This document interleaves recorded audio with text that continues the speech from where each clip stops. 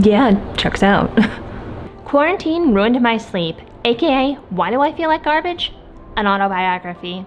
So since the pandemic started, I've noticed a whole bunch of bad habits creeping back in, and my sleep has really suffered as a result. I've been working from home since March, and even though things are reopening and the rules for where you can and can't go aren't as strict, I'm not really going in public or hanging out with friends that much, and I'm a homebody, and I've definitely noticed an effect on me. I can't imagine how more extroverted people are coping. The bright side to all this is that I find it really motivating to have a goal to work towards, and today I'm going to talk about some of the things that I've done to help me improve my sleep.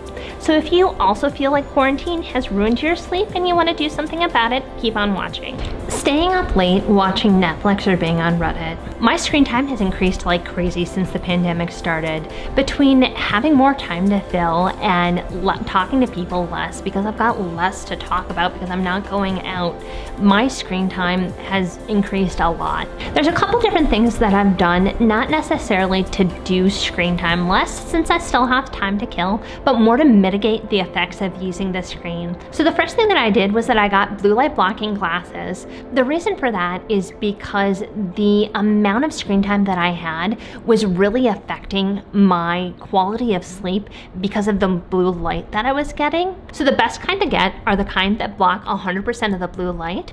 The kind I have are from Swanwick Sleep, so you don't need to necessarily run out to go get these. One thing that I had done prior to having these glasses is that I bought a pair of orange tinted safety glasses off of Amazon, and I believe that I paid $12 to $13 for the pair, and the barrier to entry for that is a lot lower. So if you're not sure if you're going to actually use them, I would recommend trying that out before investing in a more expensive pair.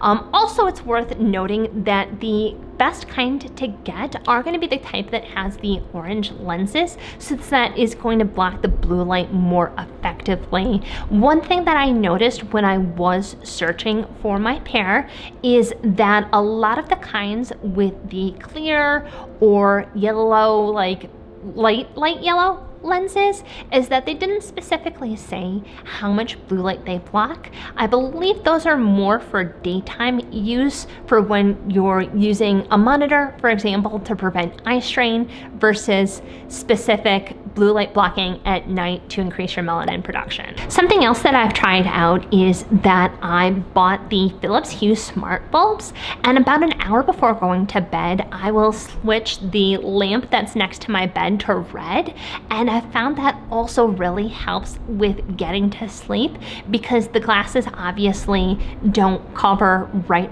next to your eyes, so there was a little bit of light seeping in from having overhead lights on, and since I've made the switch, I've noticed a difference. Now, of course, you don't need to run out and get the Philips Hue bulbs because they are a little bit pricey. Some alternatives that you can try: first off, when I was on Costco's website searching for the Hue bulbs, they had a couple non-name brand smart bulbs, and the reviews for them, some people loved them, some people did have trouble with them, which is part of the reason why I decided to opt for the Philips brand one, since I wanted to guarantee that it would work. Another thing that you can try if even the non-name brand smart bulbs are out of your price range is that you can get just a red incandescent light bulb.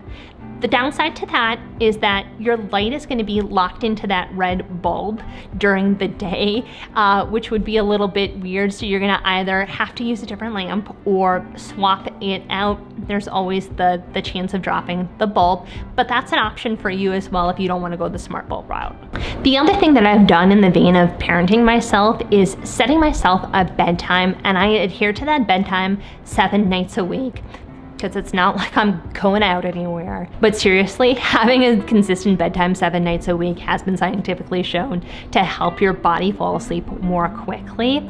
The other thing that I've done that I've had luck with is that I started a bullet journal, and in it I've kept track of the habits that I want to do, and that includes my night routine. One of the problems that I found is that I will get into bed, get under the covers, and then I'll have to hop back out because I'm, for example, example, forgot to put my retainer in, or there's something else that I need to do. And obviously that was impacting on how quickly I was able to get asleep. By tracking those habits and checking everything off, I make sure that I've got everything done by the time that I need to have it done. Not getting enough sunlight. Out of all the bad habits I've picked up since the start of the pandemic, this one I'm most upset about because it impacted my sleep the most. Prior to COVID-19, when I was working in the office, I was going out on walks maybe 2 to 3 times a day, and having the bright light of the sun in the early and middle part of the day was really critical for setting me up for a good foundation for when I was ready to go to sleep. The reason for this is having bright light during the early and middle part of the day is critical for assisting your body with melatonin production. The more melatonin that your body makes means that you're gonna fall asleep more quickly, and you're also gonna stay asleep throughout the night. Also, part of the reason that I feel so silly is that bright light during the day and low light at night is specifically what our bodies are adapted for. We're not accustomed to having overhead lights on, the 18 hours a day that we're awake, but not bright enough that it's as bright as the sun. So of course, I felt an effect on my sleep. And if you're gonna do one thing from this video, I would suggest implementing the tips that I'm gonna give you to help you sleep better. So the first thing that I implemented is that first thing in the morning, I will have my coffee on the porch outside, and that 20 to 30 minutes is critical for setting a good foundation throughout the day. I've also noticed that the days that I implement this, I'm less likely to get the afternoon sleepies. Something else that Facebook recently reminded me of is that back when I lived in Wisconsin, I would have lunch on the picnic table outside, and being under the sun during the most intense part of the day, obviously don't get a sunburn, but having that bright light in the middle of the day also is really important, and I'd really like to get back to that because I remember feeling really good when I had that habit as part of my routine. On the days where I have a busy morning and can't get outside, something that I've tried is that I bought a happy light, and it's not a replacement for the sun, but it does the job in a pinch. What I'll do is I will stay in front of it for 30 minutes up to a full hour, and it does help, I find, with getting to sleep at night, although my preference is to get outside if possible. Something else that you can try if you don't have a place to get outside or happy light's not in your budget is just to sit in front of a bright window. I know right now, because of the pandemic, not everybody has a safe place to go outside, so be smart, be safe, and if nothing else, try and sit in front of a bright window to help set your circadian rhythm. Not working out. Although my gym is reopened, I really don't feel comfortable going to the gym right now. Prior to the shutdown, I had been doing hot yoga 5 times a week for the past 4 months, and I had been really proud with the consistency that I had achieved. I really struggled with finding something else that worked well for me as well as the classroom setting did. I tried something out that was recommended to me by R Yoga and Reddit, and it was to try the Down Dog app, and I do not have words to tell you how much I love this app. So first off, it's really affordable. I think the regular price is $49 per year, but not only does it cover the yoga app, but it covers every series of apps that Down Dog puts out. I want to say they have maybe 6 or 7 apps total. In addition to the yoga app, they have a prenatal yoga app, they have a HIIT app, they have a 7-minute workout app. They have a couple others, obviously, that I can't think of right now. So there's a couple different reasons that I love it so much. So first off, it is video instruction, which I really like. Secondly, it is incredibly customizable as far as the instructor, as far as what you can actually focus on. So for example, if you really want to focus on arms or your core, you can tell the app that. And for the yoga one, it has several different styles. The other thing that I absolutely loved is I wanted something more intense that wasn't specifically yoga, and the HIIT app has met my needs perfectly because it's all bodyweight exercises, so you don't need to try and find any specialized equipment. Just like the yoga app, it's video instruction, and then the competitors to this app pale in comparison. The one thing that I do miss, which you can't really replicate from an app, is having the interactions with the instructors. For example, at my studio, I really liked some of the motivating or some of the funny things that they would say that would help me keep going. Obviously, you can't replicate that in an app, but for everything that this app does, it's been a one-stop shop for me. I have not had a reason to look for anything else beyond this app because I've been so satisfied. Oh, also, you can combine this tip with the last tip that I gave you and work out first thing in the morning outside.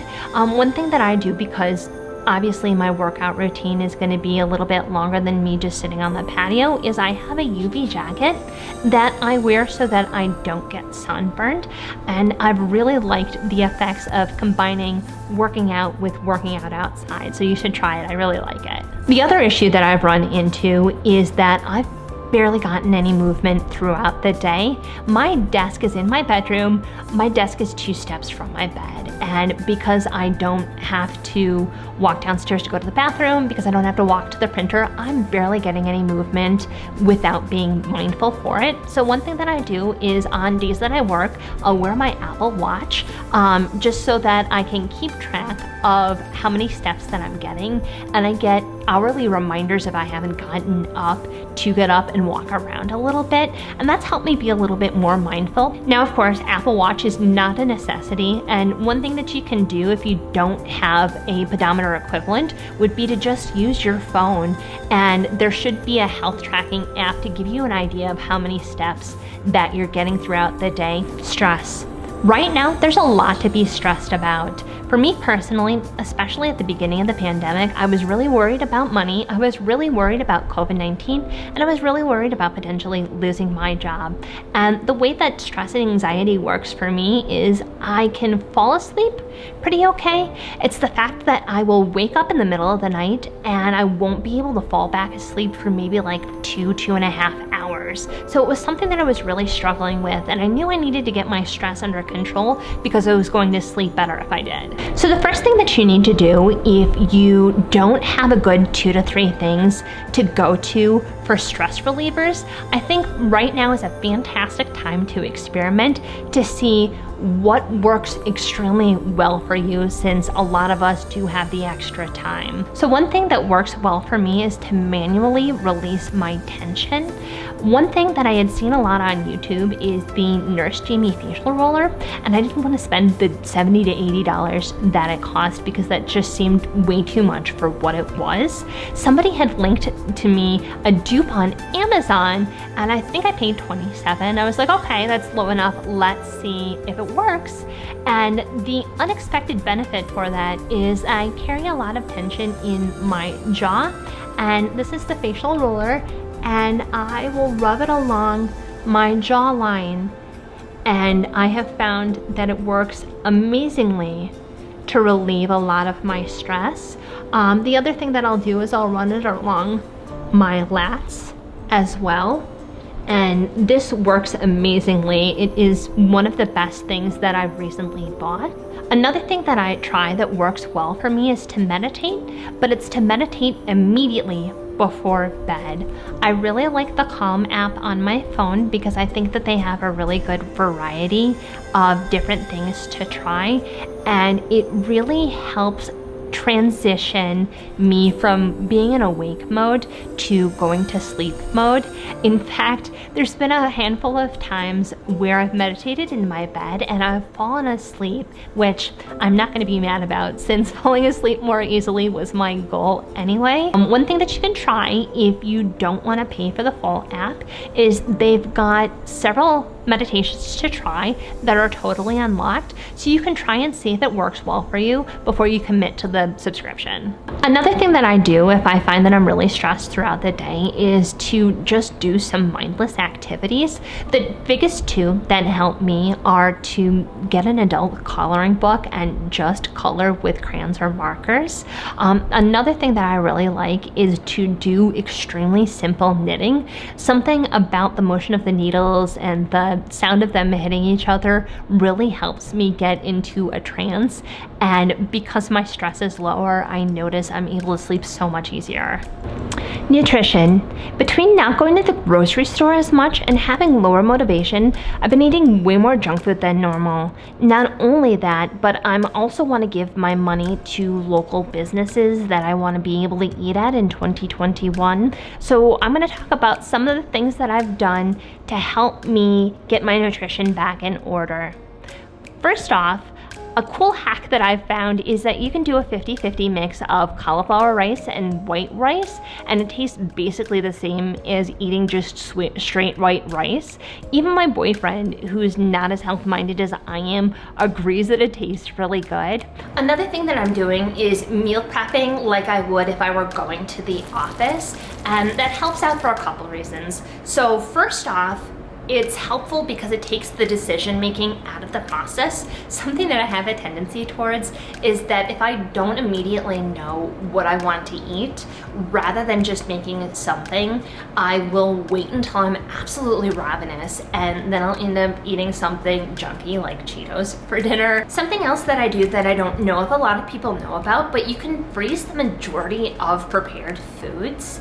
So for example, I will make extra portions of things and then put them in pint-sized mason jars.